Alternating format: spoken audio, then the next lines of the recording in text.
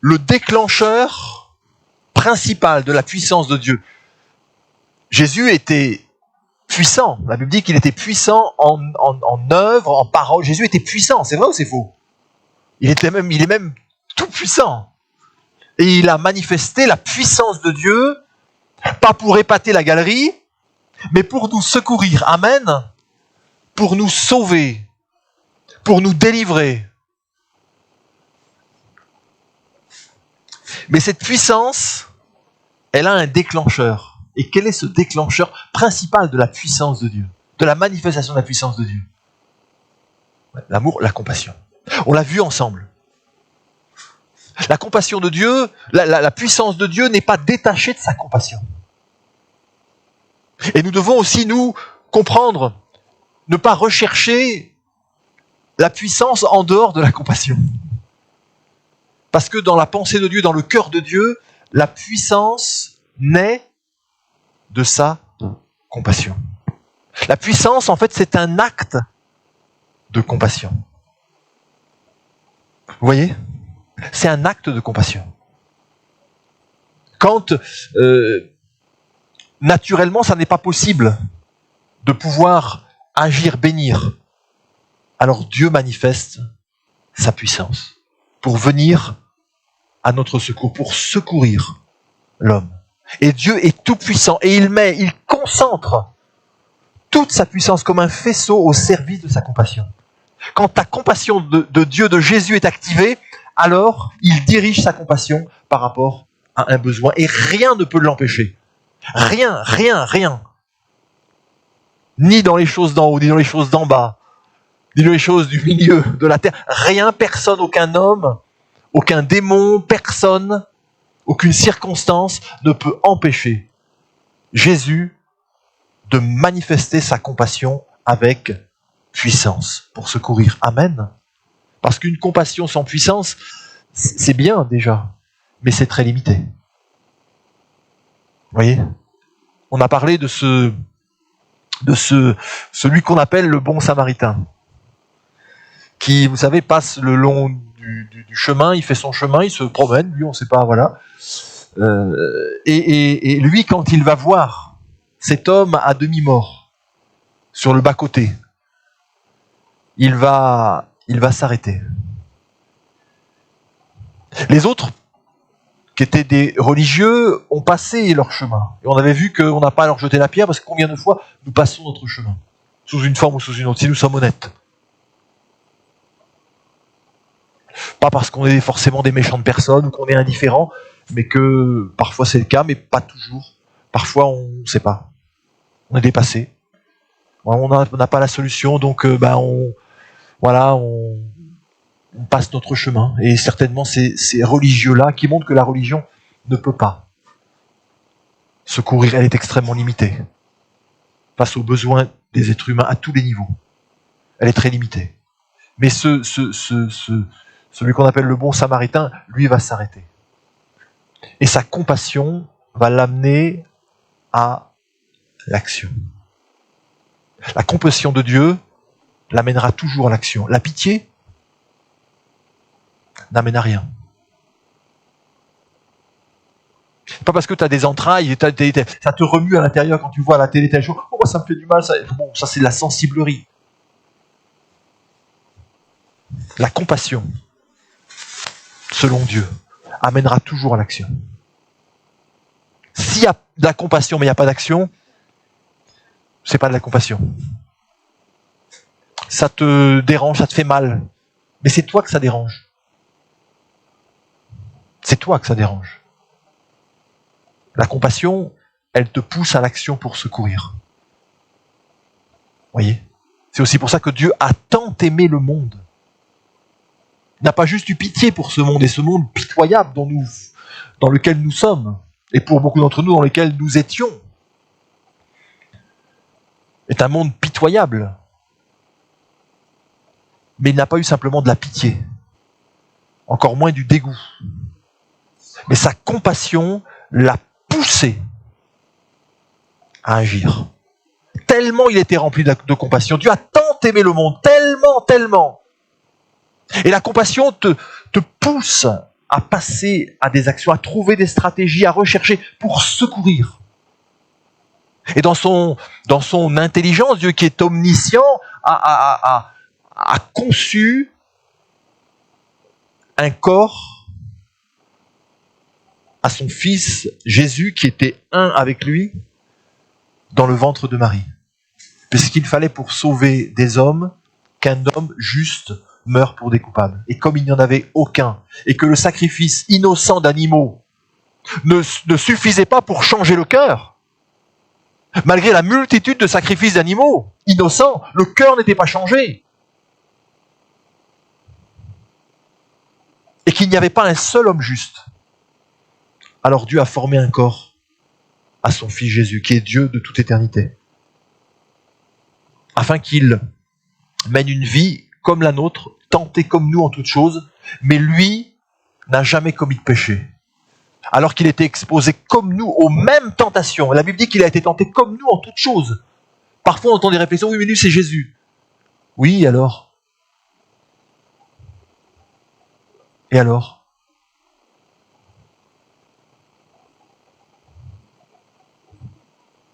Et il l'a fait pour nous, parce qu'il fallait qu'il réussisse, afin que la colère de Dieu puisse être satisfaite. La justice de Dieu, c'est pas juste une colère, la justice de Dieu puisse être satisfaite. Comme le salaire du péché, la conséquence du péché, c'est la mort. Et que parce que tous ont péché, tous donc sont morts séparés de Dieu et doivent rester morts pour l'éternité, c'est l'enfer. Il fallait que Jésus, devenu homme, de nature divine, puisse aller jusqu'au bout sans jamais commettre de péché. Et le diable s'est acharné sur lui dès le début de sa vie, au travers d'Hérode, pour le supprimer. Il a été challengé dans sa famille. Marie, évidemment, se souvenait, et Joseph, comment il est arrivé, et Marie en particulier, parce que c'est un miracle authentique. Mais après, c'est devenu son gamin, il est arrivé, c'était le petit Jésus, hein. Donc il l'allongeait, s'occupait de lui, il y a eu d'autres frères et sœurs, et puis ben voilà, donc il a été challengé. Ses frères et sœurs, il ne fallait pas leur en parler, c'est les plus petits. Donc il a été tenté en toutes choses, challengé. Tu es challengé dans ta famille. Jésus, il l'a été aussi. Hein. Tu es challengé dans ton travail. Jésus a bossé aussi. Hein. Jésus a bossé beaucoup plus longtemps qu'il n'a exercé le ministère. Puisqu'il a dû commencer très jeune. À ce moment-là, il commençait très très jeune, en apprentissage et autres avec le Père. Donc il a dû commencer peut-être à 12 ans, 11, 12 ans et autres, jusqu'à 30 ans. Jésus a une vie professionnelle. Il a été challengé dans le monde du travail. Il n'a pas entendu que des mots doux, que des mots pieux. Il a été tenté. Mais il a résisté. Et puis ensuite, quand il a commencé son ministère, alors là les démons, le diable est venu pour le descendre de toutes les manières. Et il a été bien aidé par les amis religieux, qui eux ne voulaient pas se repentir. Et donc qui ont pris Jésus pour cible. Mais Jésus a résisté. Il a résisté aussi avec les disciples qu'il avait. Et ça n'a pas été simple de faire face à leur réaction charnelle, à leur immaturité. Mais Jésus a résisté jusqu'au bout. Il a résisté à la croix, il a résisté à Gethsémané pour nous sauver. Alléluia, pour te sauver. Alléluia. C'est par compassion que Dieu a envoyé son Fils Jésus, qu'il a trouvé cette stratégie. La compassion t'amènera à poser des actions intelligentes. La passion t'amène à faire n'importe quoi. Mais la compassion t'amènera, parce que ça vient de Dieu, t'amènera à poser des actions intelligentes. Pas juste, c'est plus fort que moi, j'ai envie. Non, ça c'est la passion, c'est l'émotion. Mais la compassion t'amène à tenir compte de l'autre, de ce qui est le meilleur pour l'autre. Même si toi, ça doit te coûter.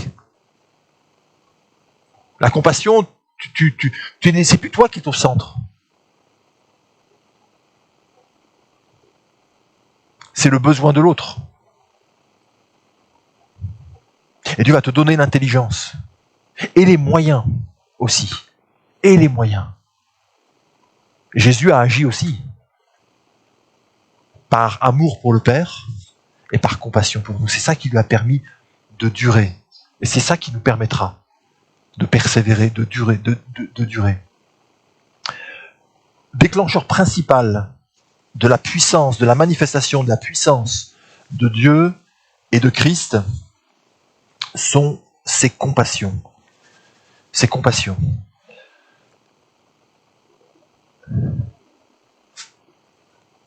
Maintenant, après avoir dit ça, c'est bien, mais nous concrètement, comment vivre, comment expérimenter ces compassions? Comment devenir compatissant?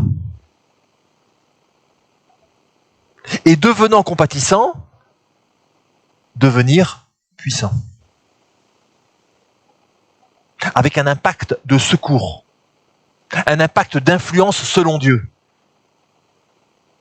Comment?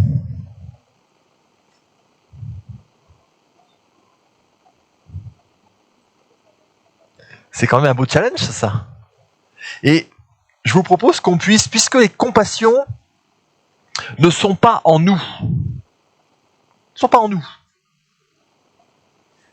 elles sont en lui, elles sont en Dieu. Dieu riche en bonté, compatissant, miséricordieux. Il est riche en bonté, compatissant, miséricordieux. Alors, c'est en lui que nous devons puiser, et en lui seul, et non pas en nous, parce que nous n'avons pas de ressources de compassion. Nous sommes touchés par ce qui nous touche. Et ce que nous appelons compassion, parfois c'est juste des choses qui nous touchent nous. Nous sommes sensibles par rapport à ce qu'on a vécu, par rapport à ce qu'on est. Tu as vécu peut-être dans ton enfance une enfance difficile, peut-être malheureusement maltraitante, et donc tu seras sensibilisé à la souffrance des enfants. Mais c'est pas tant la souffrance des enfants en premier qui t'impacte. C'est ta propre souffrance en toi qui est éveillée. Et il y a beaucoup de vocations professionnelles qui sont dirigées par ça. J'ai manqué de secours, j'ai manqué dans tel domaine de tel besoin, alors je veux, moi, pouvoir apporter. Mais en apportant, je cherche à combler le vide.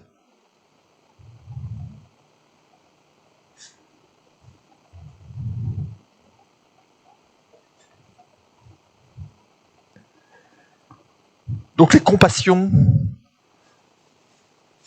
de Dieu, elles se renouvellent chaque matin, mais ce sont les compassions de Dieu. Il faut comprendre, c'est pas un problème si tu dis, ben moi j'ai pas de compassion. C'est pas un problème, c'est surtout honnête. C'est surtout honnête. Je dirais que ça commence par ça. Parce que c'est à ce moment-là que Dieu va pouvoir t'en donner. C'est à ce moment-là que Dieu va pouvoir t'en donner. Donc Dieu, mais moi j'aime bien, oui, tu t'aimes bien. Et t'aimes bien ceux qui t'aiment bien. Et qui te font du bien. Et c'est normal. T'es constitué normalement. Mais c'est très limité. Dieu te propose une source illimitée. Amen. Alléluia. Une source pour toi-même. Parce que c'est bon d'expérimenter, de vivre la compassion, d'être dans la compassion. Pour soi-même. Parce que c'est pas négatif, ça te tire pas vers le bas, ça te tire vers le haut. Mais cette compassion, elle va te permettre de pouvoir secourir, aider de différentes manières. Mais toujours, la compassion va toujours t'amener à une action. Toujours, à des actions, toujours. Directement ou indirectement, mais elle ne peut pas te laisser dans l'inaction. Si c'est la compassion. Si c'est la compassion. On avait vu dans Marc 1, vous vous souvenez? Marc 1, à partir du verset 40, Jésus rencontre un lépreux vient à lui et se jette à genoux en lui disant d'un ton suppliant, « Si tu le veux, tu peux me rendre pur. » Jésus va étendre sa main, le toucher, dit « Je le veux, sois pur. » Aussitôt la lèpre le quitta et il fut purifié. Mais qu'est-ce qui a amené Jésus à étendre sa main? On avait détaillé là-dessus, on ne va pas reprendre, c'est pas n'importe quel acte qu'il a fait. C'est quand le fait qu'il a été ému de compassion. C'est pas parce que Jésus était une machine à faire des miracles. On appuie, Jésus, il guérit, il fait des miracles. Non. C'est sa compassion qui l'a poussé à secourir cet homme. Ce que personne n'avait jamais pu faire. Jamais personne n'avait pu guérir un lépreux. À ce moment-là, il n'y avait pas de vaccin ou quoi que ce soit. Jamais personne. Mais la compassion de Jésus l'a poussé à trouver, dans sa relation au Père, à trouver le don, la nécessité pour secourir miraculeusement cet homme. Ému de compassion. Et il va amener les émotions, ce qu'il va ressentir. Il va joindre la parole au geste, l'émotion au geste. Il va toucher cet homme. Quel acte extraordinaire de toucher un lépreux. Et j'avais parlé l'autre fois, vous savez, dans l'époque du Covid, là. Je t'aime, mais tiens-toi très loin de moi. Mets ton masque. Je vais prier pour toi, mais reste bien. Je prends les gants, je prends le gel, je prends tout. Et c'est normal. Mais Jésus, il était aussi pleinement homme. Hein. Mais sa compassion, quand il le voit, l'amène à poser un geste sur cet homme. Et avant de le guérir, il le touche. Quel acte? Il pose un acte de compassion avant de poser un acte de guérison. Il pose un acte de compassion avant de poser un acte de guérison. Les gens, parfois, dans leurs besoins, ont besoin, nous sommes souvent parfois prêts à apporter des solutions aux gens. Mais parfois, les gens demandent la compassion avant de poser un acte, une solution, d'apporter une solution. Les gens, souvent, ont besoin d'un acte de compassion.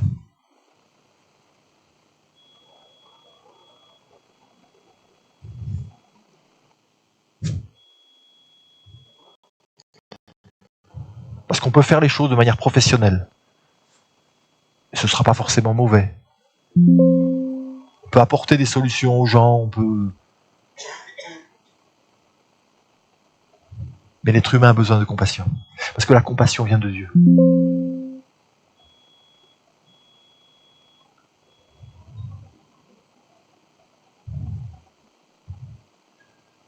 La compassion rapproche à Dieu, rapproche de Dieu. L'enfant n'a pas juste besoin de lait. Il a besoin du contact avec sa maman. Vous voyez ? L'enfant n'a pas juste besoin de lait.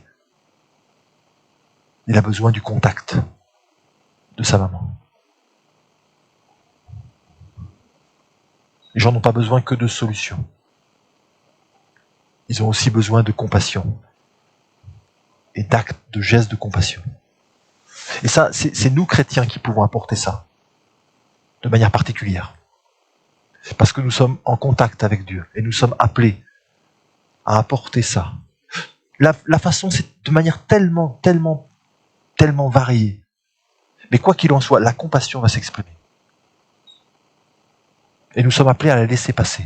Et parfois, ça s'arrêtera à un geste de compassion, et c'est pas nous forcément qui apporterons la solution. Mais déjà, ce qu'on a apporté, c'est énorme. Et si on n'est pas capable d'apporter la solution, on doit apporter un geste de compassion, quelque chose de compassion. Et si on n'a pas la possibilité d'apporter la solution, alors on pourra prier. Parce que si la solution ne vient pas par nous, la solution, nous ne sommes pas le centre du monde. Hein. C'est pas forcément par nous que les solutions vont être apportées pour les gens. Mais Dieu peut nous diriger afin de conseiller la personne. Et de prier, Seigneur, moi je n'arrive pas, Seigneur, fais quelque chose. Ta compassion va te pousser au pied de Dieu. Pour dire, Seigneur, je t'en supplie, tu vois cette personne, tu vois cette situation. Il faut que tu la secours. Moi je n'arrive pas. Mais la compassion, même si tu n'arrives pas à trouver de solution, va te pousser dans la prière à trouver des solutions auprès de Dieu, dans la prière. Afin que Dieu envoie une solution. Amen. Et tu lâcheras pas, parce que tu es pris par les compassions de Dieu. Tu lâcheras pas. Même si c'est désespéré humainement parlant, tu lâcheras pas. On a tellement... Vous croyez pas qu'on a besoin de ça? Vous croyez pas que l'Église a besoin de ça?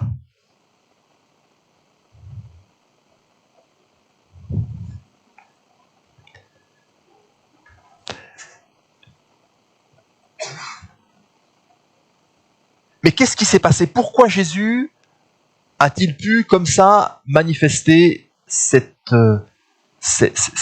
acte-là de compassion? On va voir un premier, comment dirais-je, fournisseur de compassion. Un premier moyen, finalement, de renouveler sa compassion. Parce que ça doit être la source. Comment, où la renouveler? Jésus est ému de compassion. Et il pose un acte de guérison. Un acte de compassion et un acte de guérison pour cet homme. Mais Jésus est homme. Il a accepté d'être homme. Et étant homme, Jésus a donc été tenté comme nous en toutes choses, mais il a été tenté aussi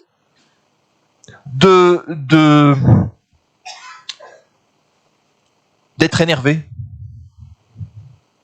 Il a été tenté aussi d'avoir son cœur qui se ferme, qui se blinde, face à sa propre souffrance, face à la souffrance des autres. Il a été tenté par l'indifférence. Il a été tenté par le jugement. Puisqu'il a été tenté comme nous en toutes choses, il a été tenté de cette manière-là. À la base, Jésus a commencé par une chose. Dans Matthieu, je donne juste cette référence dans Matthieu 4, parce qu'en fait tout part de là, mais ensuite il faut entretenir ça.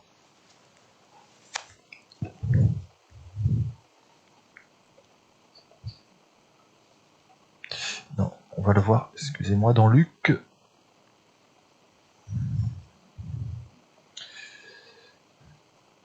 Luc 4. Jésus commence, juste après son baptême, Luc 4, 1, Jésus, rempli du Saint-Esprit, revint du Jourdain, où il fut conduit par l'Esprit dans le désert. La clé, c'est ça. Jésus, rempli du Saint-Esprit.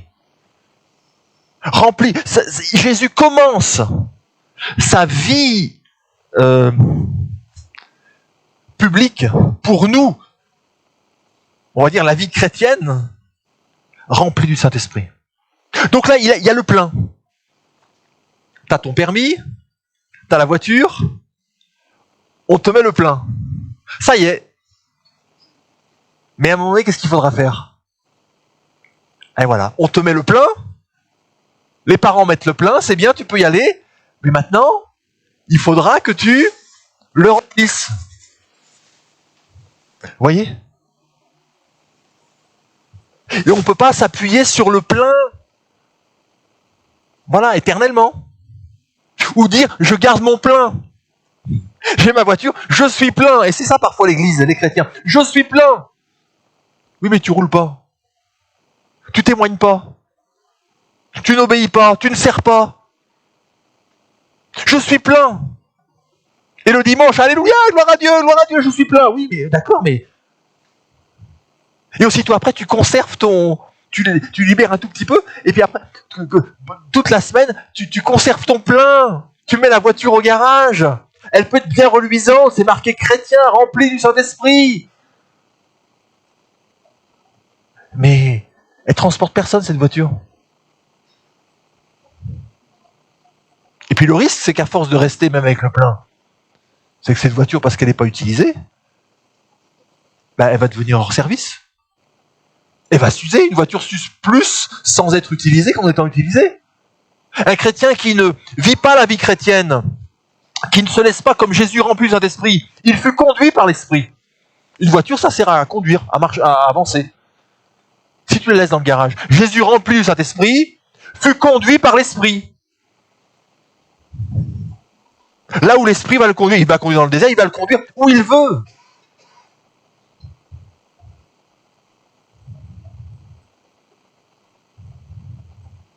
Et parfois, l'un des problèmes de l'Église, c'est qu'elle est restée au garage.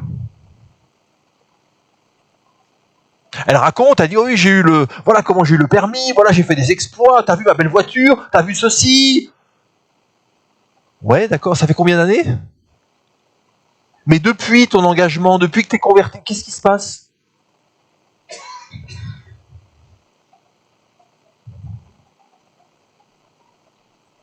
Voyez? T'es pas appelé à rester au garage. Jésus dit qu'on ne met pas une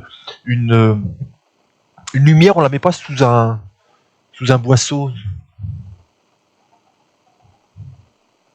C'est pas ta vocation.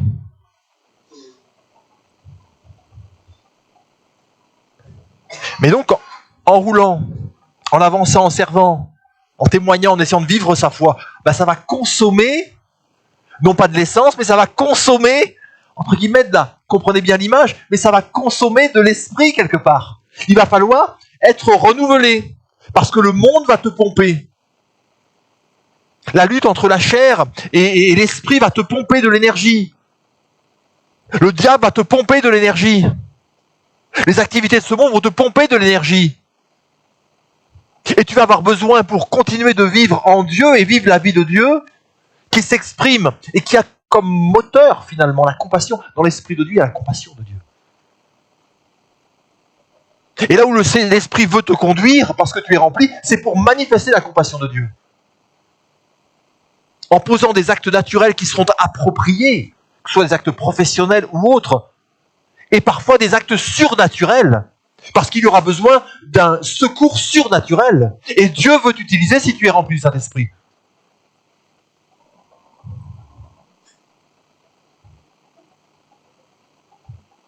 Et là, tu pourras dire, avec Dieu, j'ai fait des exploits. Nous sommes appelés à vivre une vie extraordinaire, frères et sœurs. Et pas une vie ordinaire. Une vie extraordinaire. Dans le quotidien de nos vies.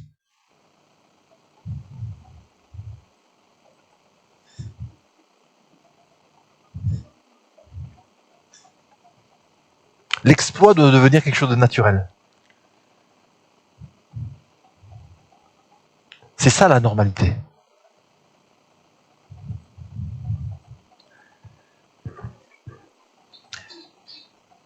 Être rempli du Saint-Esprit. Mais comment demeurer rempli du Saint-Esprit? On revient dans Marc, notre texte.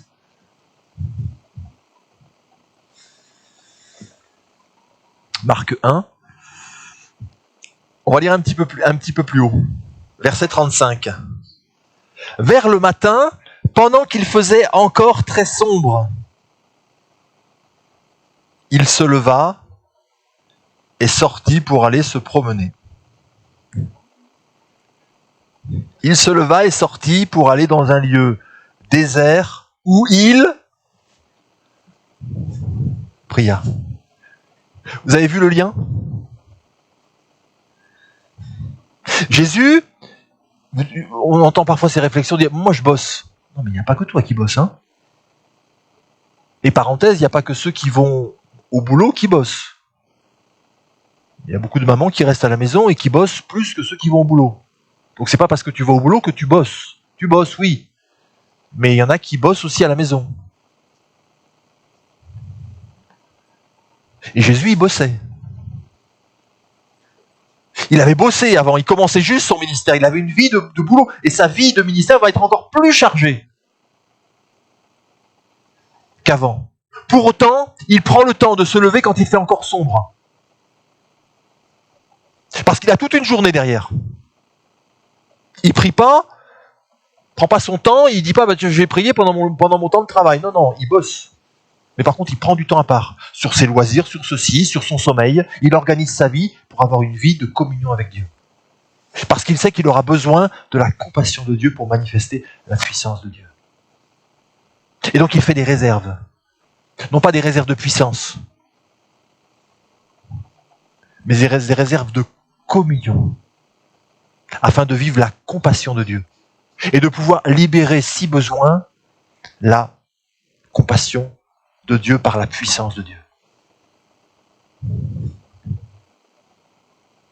Et c'est comme ça qu'ensuite Jésus, quand il le voit, il y a ce garçon, cet homme qui vient lépreux, qui lui demande si tu le veux, tu peux me rendre pur. Mais Jésus, il le veut. Il le veut, parce qu'il est rempli de la compassion de Dieu, qu'il a puisé dans sa communion avec Dieu. Et il pose directement un acte de compassion. Et la puissance de Dieu va se manifester au travers du canal de la compassion. La prière n'est pas juste une technique, c'est pas juste un truc. Le jeûne et prière, on en a déjà parlé. C'est pas juste, oui, mais qu'est-ce que, en fait, dans le jeûne et prière, très souvent d'ailleurs, dans nos temps de jeûne et prière, en fait, c'est pour nous-mêmes. Hein. C'est pas mauvais, mais c'est pour nous-mêmes la plupart du temps. Parce qu'on veut obtenir des choses, on se tient. Bon, c'est pas mauvais, mais la Bible nous parle d'une vie de prière et parfois de jeûne.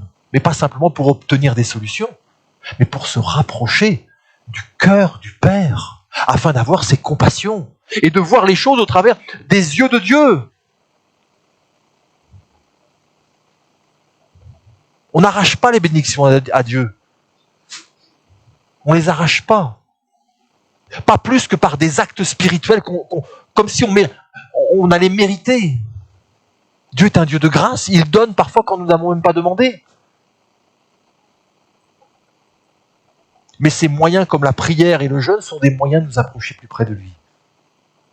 Jésus d'ailleurs, il se lève tôt le matin, il ne devait pas y avoir grand monde à cette heure-là, mais il va quand même dans un lieu désert, parce qu'il n'a pas envie d'être dérangé.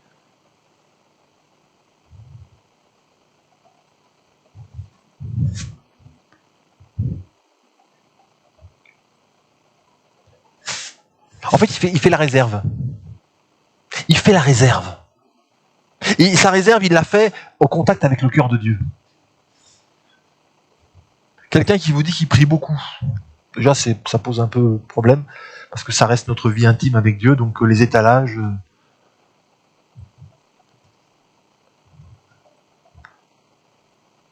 On reconnaît la qualité de la vie de prière de quelqu'un à sa compassion. Pas plus compliqué que ça. C'est tout. Hein. Le reste, c'est de la religion. Mais on reconnaît la qualité de la vie de prière de quelqu'un. On parle de vie de communion. À sa compassion. Une compassion qui est intelligente. Compassion, parenthèse, n'est pas compromission avec le péché.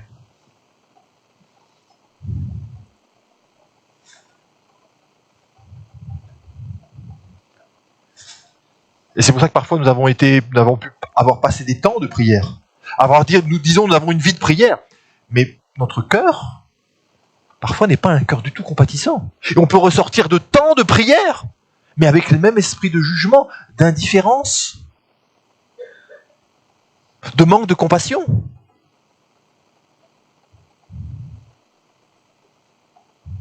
C'est que là, nous avons manqué le but. Soit nous n'avons pas de vie de prière réelle, soit nous avons une mauvaise qualité de vie de prière. Nous passons beaucoup de temps pour peu de résultats. Parce que nous cherchons peut-être mal. La prière, c'est chercher le cœur de Dieu. C'est prendre du temps pour lui, pour être avec lui. Notre Père, toi qui es aux cieux, que ton nom soit sanctifié, que ton règne vienne, que ta volonté soit faite sur la terre comme au ciel. Et dans cette communion avec Dieu, quand je suis connecté à Dieu, à ses compassions, alors Dieu peut me donner le pain quotidien, ce dont je vais avoir besoin pour moi-même, de compassion pour moi-même, pour me supporter, pour m'aimer aussi, pour poser des actes qui soient bienveillants à mon égard. Et ensuite pour pouvoir poser des actes de compassion qui vont répondre à des vrais besoins, qui vont vraiment aider, qui vont me faire sortir de moi-même. Parce que la compassion de Dieu va te faire sortir de toi-même. Toujours. La compassion de Dieu va te faire sortir de toi-même.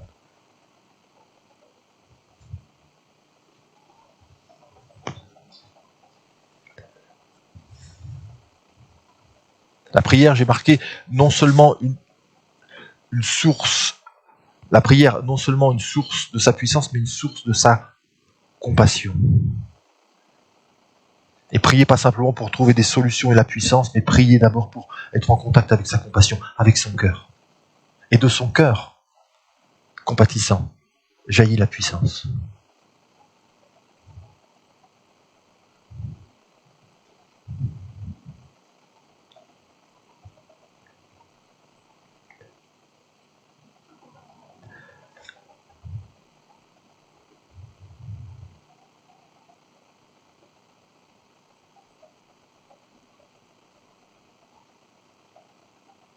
Deuxièmement, premièrement, c'est la prière, mais dans le sens de la communion,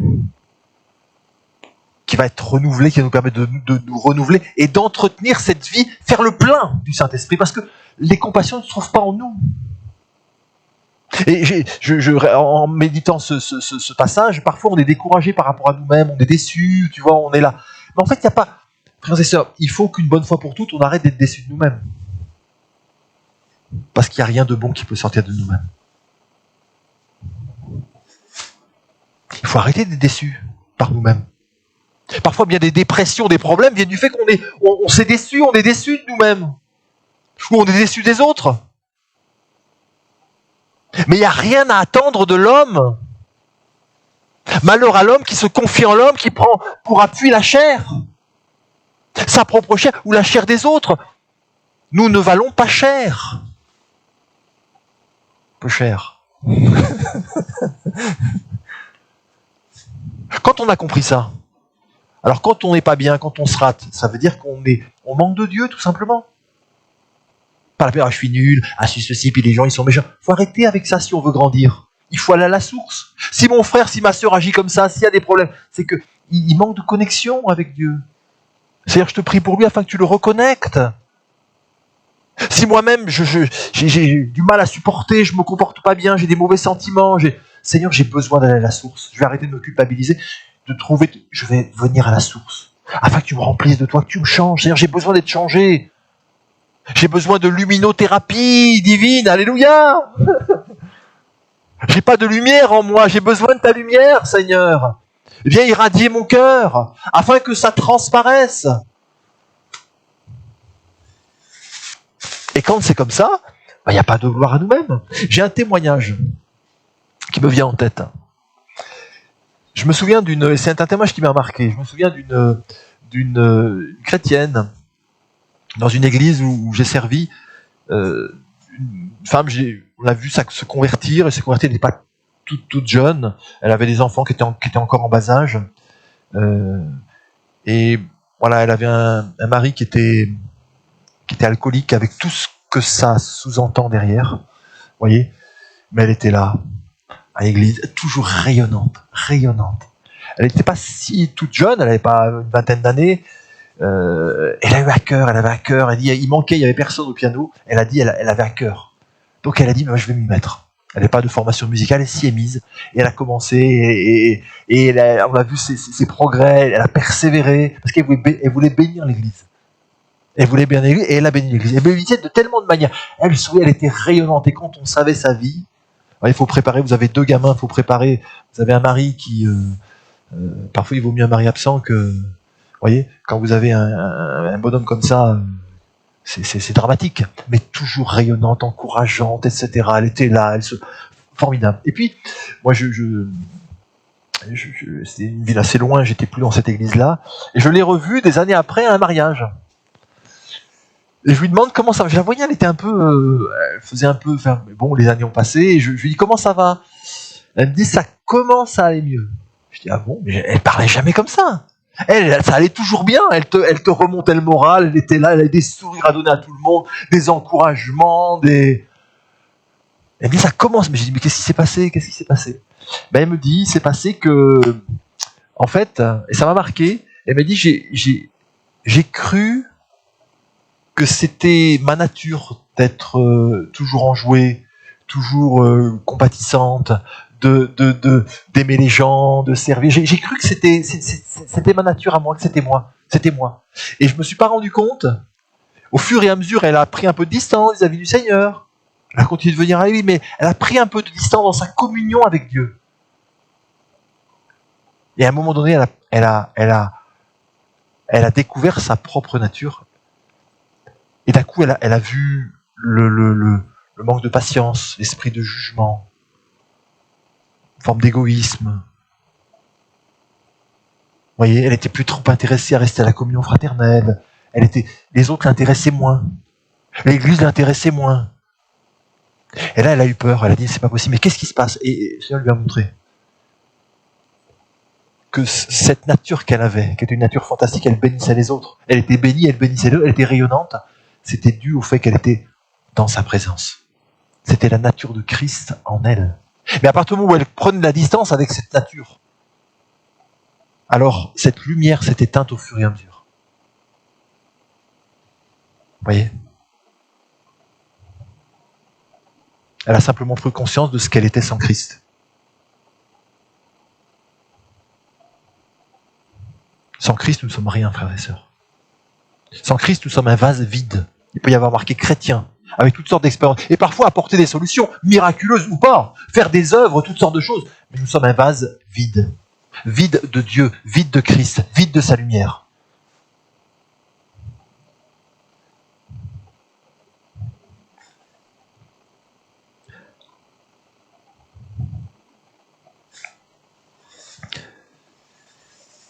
Le deuxième point que je prendrai, et on terminera là, c'est, on va voir dans l'évangile, on reste dans Marc. Comme ça, je ne voulais pas aller trop loin. Marc 5. Marc 5, à partir du chapitre 1er, vous savez, Jésus va arriver dans le pays des Gadaréniens, où là se trouve un homme qui est possédé d'un esprit impur, on va dire un esprit d'une légion de démons, des milliers de démons qui l'habitent.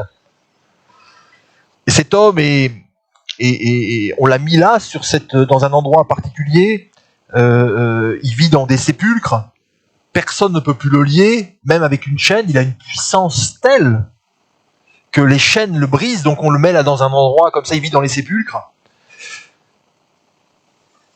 Il brise les chaînes, les fers à ses pieds, c'est un homme qui hurle, sa douleur, sa souffrance, d'extrême violence, un homme en plus dans une grande impudicité puisque il vit nu, donc on voit tout, esprit méchant, esprit impur, esprit violent.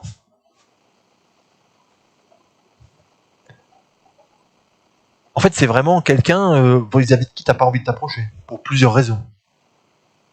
Il n'est pas sympathique, c'est pas juste quelqu'un qui est victime. Hein. On n'arrive pas dans ces stades comme ça par hasard.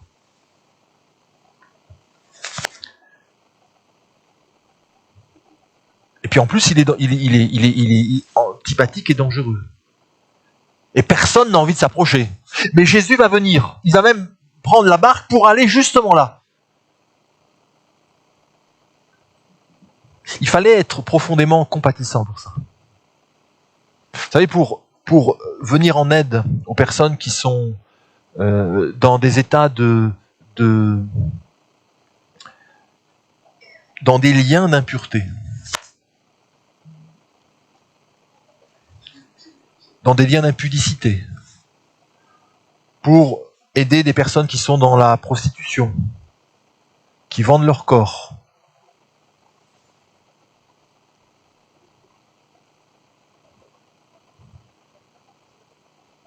il faut beaucoup de compassion.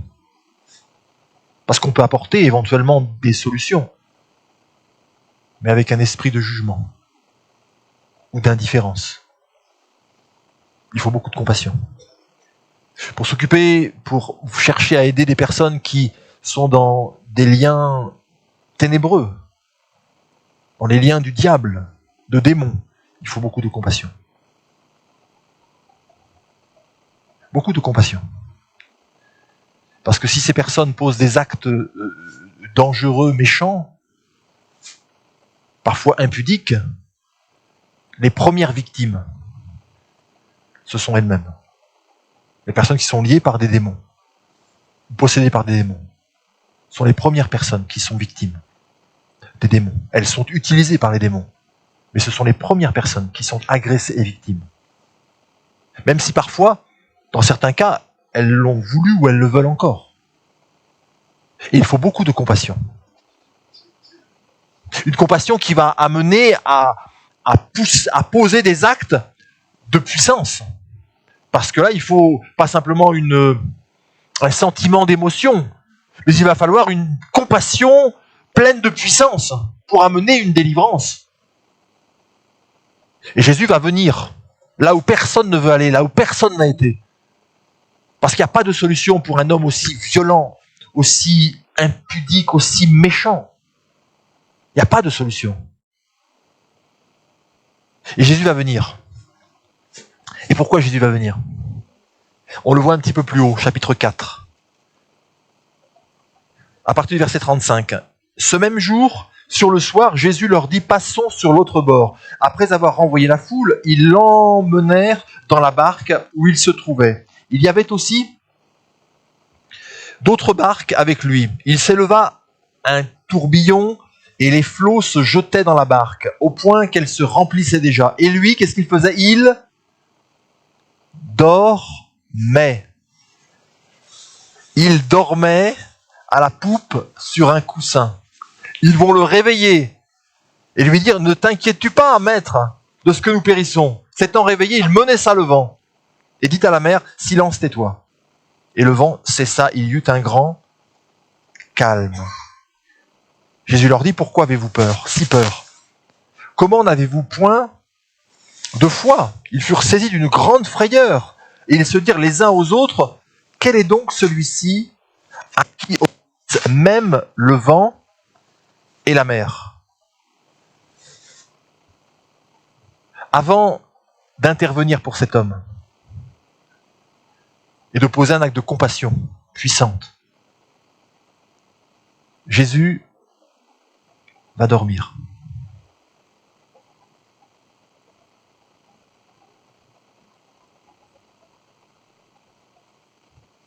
Nous, je pense beaucoup d'entre nous, ce qu'on aurait fait si on a affronté ce genre d'individu, je peux vous dire que là, on n'aura pas besoin de nous dire « on va prier », qu'est-ce que vous en pensez? Je pense que là, les voix vont s'élever, et là, ça va chauffer. Hein. Seigneur, tu nous secours. Seigneur, tu nous remplis de l'esprit. Seigneur, celui qui est en nous est plus fort que celui qui est dans le monde. Seigneur, tu es avec nous. Seigneur, Seigneur. Vous croyez pas?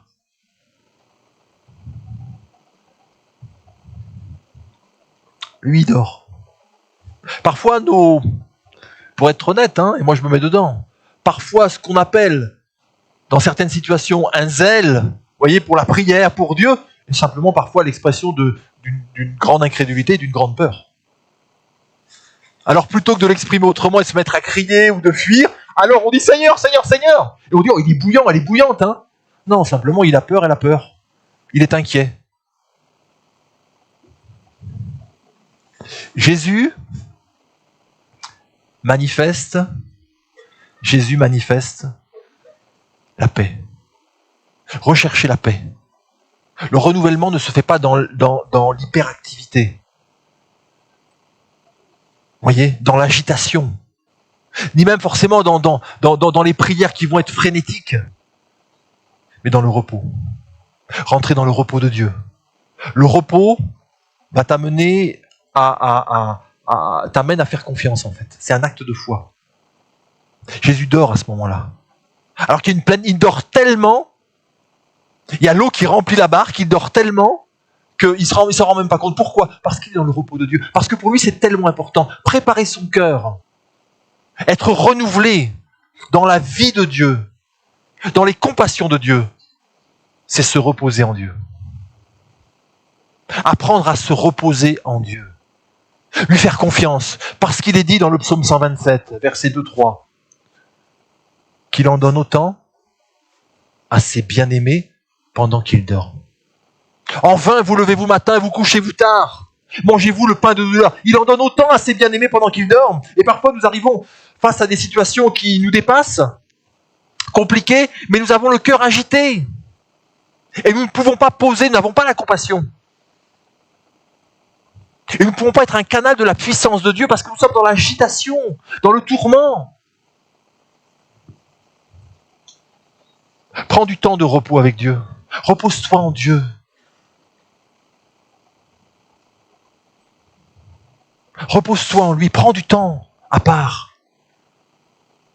Ne te laisse pas prendre dans la frénésie, même si d'autres veulent te réveiller. Te dire, ah, tu t'inquiètes pas, toi, hein? Non, ne t'inquiète pas. Repose-toi en lui. Parce que le repos de Dieu permet à Dieu de te recharger. Tu as besoin d'être rechargé. Et ça n'est pas dans l'activité. Mais c'est dans le repos en Dieu. Passe, bien sûr, prends du temps, veille sur ton sommeil. Et un temps de sommeil de qualité. Ne te laisse pas manger ça. Parce que si ton sommeil est pris, tu vas être atteint dans ta vie tout court et aussi dans ta vie spirituelle. Jésus faisait la sieste. Et même si avant il avait un défi surhumain, un homme possédé de milliers de démons, prends du temps à part. C'est dans le calme et la confiance que se trouve notre force. C'est pas dans l'agitation, c'est dans le calme et la confiance en Dieu. Quand tout s'agite autour de moi, moi Seigneur, je veux trouver, je me calme en toi. Je me repose en toi. Je me repose en toi et je te laisse me recharger. Je te laisse me renouveler.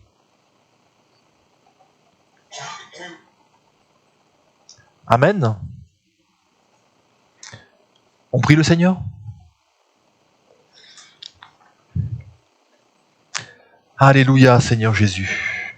Merci pour ta grâce. Merci Seigneur parce que tu nous montres le chemin, toi, Jésus. Dieu fait homme, tu nous montres le chemin pour vivre une vie de plénitude.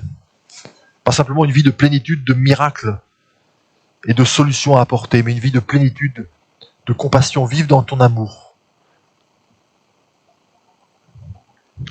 Tes compassions comblent nos cœurs, guérissent nos blessures, apaisent nos souffrances, comblent les manques du passé, ce qui n'a pas été apporté, ce qui aurait dû être apporté et qui n'a pas été apporté. Toi, tu le combles par tes compassions. On a besoin d'être en contact avec ce Dieu de compassion. On a besoin d'être ressourcé en toi pour être guéri, pour être saint, être plein de toi. Et puis pouvoir apporter, déverser les vases qui sont autour de nous et qui sont vides,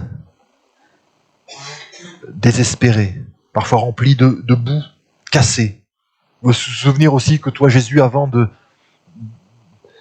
qu'on te présente cet enfant possédait un esprit qui voulait le jeter dans le feu ou dans l'eau pour le faire périr. Toi, tu remontais de la montagne de la transfiguration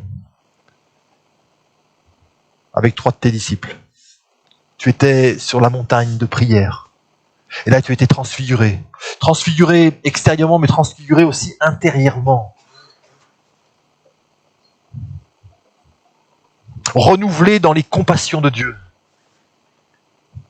Et ainsi, quand tu t'es trouvé face à cette situation, tu as pu apporter une solution miraculeuse et délivrer cet enfant. Et aussi son papa, ses parents. Seigneur, remplis-nous de tes compassions. Donne-nous de ne pas nous appuyer sur nous-mêmes, de ne pas nous illusionner sur nous-mêmes. De faire définitivement une croix sur nous-mêmes.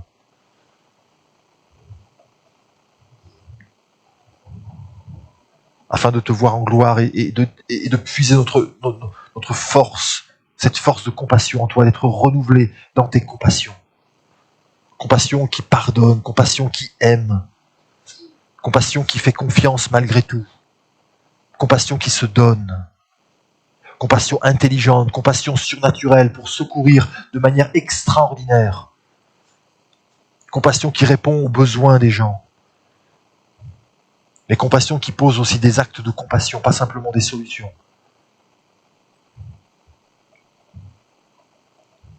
Merci pour ton exemple.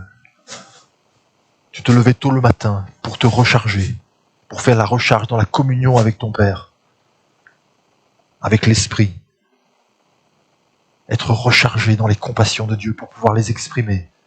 Merci aussi parce que tu nous montres un exemple que ce n'est pas dans la frénésie, y compris dans la frénésie religieuse, que les solutions pourront être apportées, que la compassion pourra s'exprimer. Mais que c'est dans le calme et le repos en toi, où là tu peux nous recharger pas dans ces moments où nous te saoulons de nos paroles, mais ce moment où nous nous taisons et nous te laissons nous remplir de toi, de tes sentiments, nous renouveler. Montre-nous le chemin, Seigneur, afin d'être des canaux au travers desquels ton esprit peut passer, ta compassion puisse s'exprimer. C'est pas naturel, Seigneur, mais c'est surnaturel et on veut vivre ce surnaturel. Merci, Père, au nom de Jésus. Peut-être parce que ça peut aider certains de pouvoir le manifester. Certains qui veulent dire, moi, Seigneur, j'ai envie d'être ce canal. J'ai envie que tu puisses passer en moi. J'ai envie de vivre ces compassions, Seigneur. J'ai envie que tu me renouvelles dans la compassion de Dieu. Je veux vivre ça afin aussi d'être un instrument surnaturel entre tes mains. Vous pouvez vous lever. Voilà, pour dire, Seigneur, moi, c'est ce que je veux, Seigneur. Je veux que tu m'utilises comme ça. Peut-être quelqu'un veut donner son cœur au Seigneur aussi. Peut-être quelqu'un dit, Seigneur, je veux être au bénéfice de tes compassions. Je ne mérite pas, mais je sais que tu m'aimes, tu es mort à la croix pour moi. Je veux te donner mon cœur, je veux te donner ma vie. Seigneur, viens, prends-moi tel que je suis. Il n'y a rien de bon en moi, mais tout est bon en toi. Alors Seigneur, je m'offre à toi. Remplis-moi de toi, Seigneur. Change-moi, transforme-moi. Alléluia.